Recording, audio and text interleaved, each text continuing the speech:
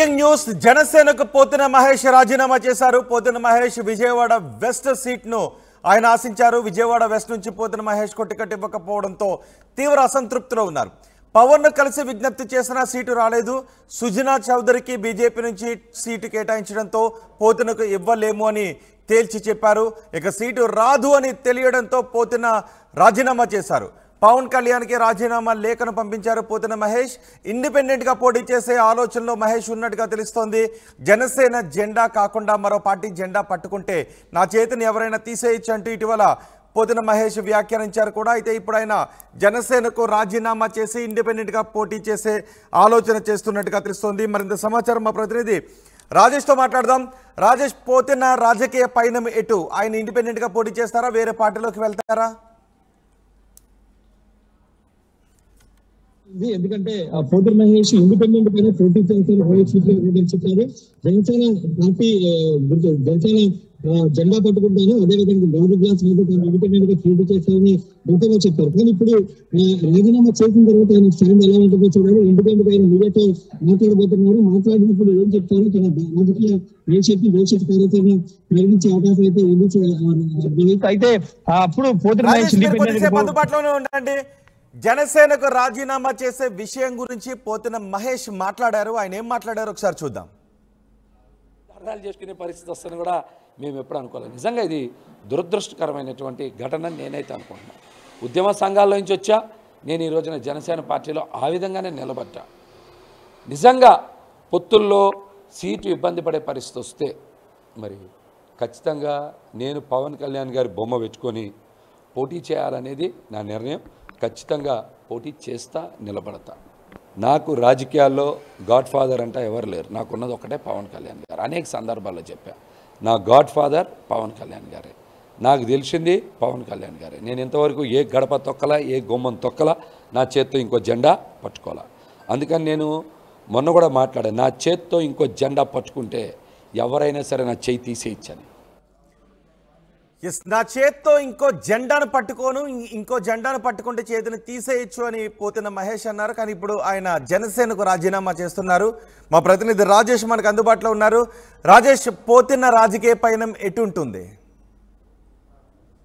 ఆయన ఈ రోజు ప్రకటించే అవకాశం ఉంది. 1 గంట మీడియాతో మాట్లాడబోతున్నాడు పోతిన మహేష్. మాట్లాడినప్పుడు తన రాజకీయ భవిష్యత్తు పైన క్లారిటీ ఇచ్చే అవకాశం కనబడుతుంది. మనకు అందుతున్న సమాచారం ప్రకారం దాదాపుగా ఆయన ఇండిపెండెంట్ గానే పోటీ చేసే అవకాశం ఎక్కువ శాతం ఉంది. ఎందుకంటే గతంలో కూడా ఆయన చెప్పారు, ఒకవేళ సీట్లు రాకపోతే ఇండిపెండెంట్ గా బరిలోకి దిగుతాను, గాజు గ్లాస్ సింబల్ తో, అదేవిధంగా జనసేన పార్టీ పట్టుకునే తాను ఇండిపెండెంట్ గా పోటీ చేస్తానని చెప్పారు. ఇప్పుడు ఇండిపెండెంట్ గా వెళ్ళబోతున్నాను అధికారికంగా ప్రకటిస్తారా లేదో చూడాల్సిన అవసరం ఉంది. ప్రస్తుతం కార్యకర్తలు, అభిమానులతో ఆయన సమావేశమయ్యారు. తన కార్యాలయంలో సమావేశమయ్యారు. సమావేశం అయిన తర్వాత మీడియాతో మాట్లాడబోతున్నారు. అయితే ఒకవేళ ఇండిపెండెంట్ గా పోతిన మహేష్ ఇండిపెండెంట్ గా పోటీ చేస్తే వెస్ట్ నియోజకవర్గంలో ఈక్వేషన్స్ మారే అవకాశం కనబడుతుంది. ఒకవైపు వైసీపీ అభ్యర్థి ఆసిఫ్, మరోవైపు టీడీపీ, జనసేన, బీజేపీ ఉమ్మడి అభ్యర్థిగా సుజనా చౌదరి వాళ్ళ ప్రచారం చేసుకుంటున్న నేపథ్యంలో ఇప్పుడు ఇండిపెండెంట్ గా పోతిన మహేష్ పోటీ చేస్తే ఎవరి ఓట్లు చీలుస్తారనేది చూడాల్సిన అవసరం కనబడుతుంది. వెస్ట్ నియోజకవర్గంలో పోతిన మహేష్ కొంత బలంగా ఉన్నారు. ఎందుకంటే నగరాలు సామాజిక వర్గానికి సంబంధించిన పోతిన మహేష్ ఆ సామాజిక వర్గంతో పాటు అక్కడ స్థానికంగా జనసేన పార్టీని బలోపేతం చేయడంలో సక్సెస్ అయ్యారు. కానీ ఇప్పుడు సీటు రాకపోవడం పట్ల ఆయన గత 15-20 రోజులు అసంతృప్తిగా ఉన్న నేపథ్యంలో ఇప్పుడు పార్టీ అధిష్టానం కూడా తనకు ఒక స్పష్టమైన హామీ ఏమి ఇవ్వకపోవడంతోనే తాను రాజీనామా చేసినట్టు చెప్తున్నారు. అధికార ప్రతినిధితో పాటు నగర పార్టీ అధ్యక్షుల పదవి కూడా పోతిన మహేష్ రాజీనామా చేశారు. అయితే ఎటువైపు వెళ్తారు, ఏం చేస్తారు, ఒకవేళ ఏదైనా పార్టీ మారుతారా అనే దానిపైన మరి కాసేపట్లోనే స్పష్టత వచ్చే అవకాశం ఉంది రోహిత్. అయితే మహేష్ మాత్రం చాలా గట్టిగా నమ్ముతున్నారు. గెలిచే సీట్ ని, విజయవాడ వెస్ట్ గెలిచే సీట్ ని అనవసరంగా వేరే పార్టీకి ఇచ్చి పోగొట్టుకుంటున్నామని పదే చెబుతున్న నేపథ్యంలో ఇప్పుడు ఆయన ఇండిపెండెంట్ గా పోటీ చేసి గెలుస్తారా లేదా అనేది చూడాలి రోహిత్. రైట్, పోతిన రాజేష్ రాజీనామా చేస్తున్న విషయాన్ని జనసేన నేతలు ఎలా చూస్తున్నారు అసలు? అంటే జనసేన నేతలు మాత్రం స్పందించలేదు. కానీ చాలా మంది క్యాడర్ కానీ వీళ్ళంతా ఒక పోతిన మహేష్ లాంటి వ్యక్తిని, లీడర్ని కోల్పోవడం మంచిది కాదని చెప్తున్నారు. ఎందుకంటే పార్టీ కోసం కష్టపడ్డ వ్యక్తిని ఇలా అనవసర సీటు వ్యవహారంలో పార్టీ దూరం చేసుకోవడం కరెక్ట్ కాదు. ఎందుకంటే 2019 తర్వాత పూర్తి స్థాయిలో విజయవాడ నగరంలో పార్టీ బలోపేతానికి ఎంతో కృషి చేశారు. అలాంటి వ్యక్తిని కోల్పోవడం కరెక్ట్ కాదు.